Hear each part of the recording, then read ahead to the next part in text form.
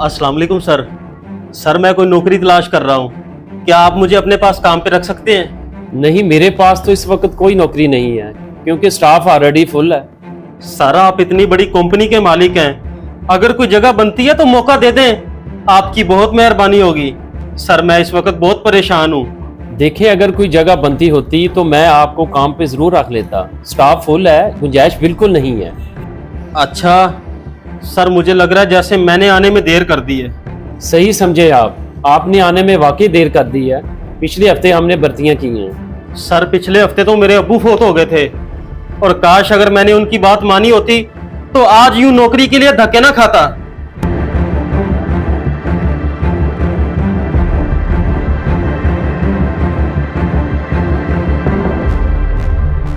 अस्सलाम वालेकुम सर।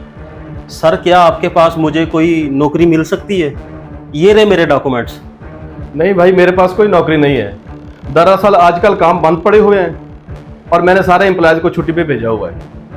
अच्छा, लेकिन सर कब तक काम दोबारा स्टार्ट हो जाएगा? मुझे बता दें, मैं तब आ जाऊंगा। भाई अगर काम स्टार्ट हो भी गया तो आपको नौकरी नहीं मिलेगी क्योंकि हमारे पास स्टाफ ऑलरेडी पूरा है। ठीक है सर, मेहरबानी आपकी।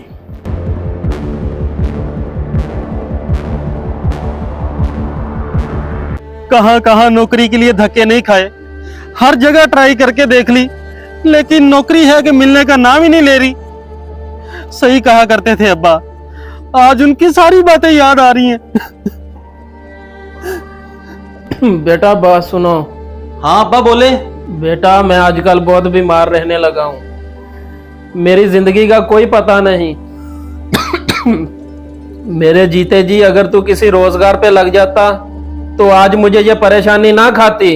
अब्बा हर वक्त एक ही बात, हर वक्त एक ही बात, कान पक गए हैं मेरी ये बातें सुन सुन के। बेटा इसमें तेरा ही फायदा है। अल्लाह ना करे अगर मैं इस दुनिया से चला गया तो बाद में तेरा सहारा कौन बनेगा। चलो अब तो फैक्ट्री से मेरे 15,000 आते हैं और गुजारा हो जाता है, बाद में तेरा गुजारा कैसे होगा और तू कैसे पालेगा अपनी माँ को। ओ अब्बा आप ऐसी बातें क्यों करते हैं? वक्त आने दे, सब कुछ ठीक हो जाएगा। बेटा तू हर वक्त मोबाइल में लगा रहता है और तुझे अपने मुस्तकबिल की कोई फिक्र नहीं है क्या? अब्बा आपको आखिर मसला क्या है? आप हर वक्त मुझे टोकते रहते हैं, और यही उम्र है मेरे हंसने खेलने की। बेटा ये उम्र हंसने खेलने की नहीं, बल्कि यही उम्र होती है अपना मुस्तकबिल बनाने की। अगर इस उम्र में मेहनत करोगे तो जिंदगी आसान गुजर जाएगी, और अगर इसी उम्र में भटक जाओगे तो सारी जिंदगी इंसान रोता और जलील रहता है। अब्बा आप खामोश रहा करें, मेहरबानी आपकी। मुझे पता है मैंने किस वक्त क्या करना है।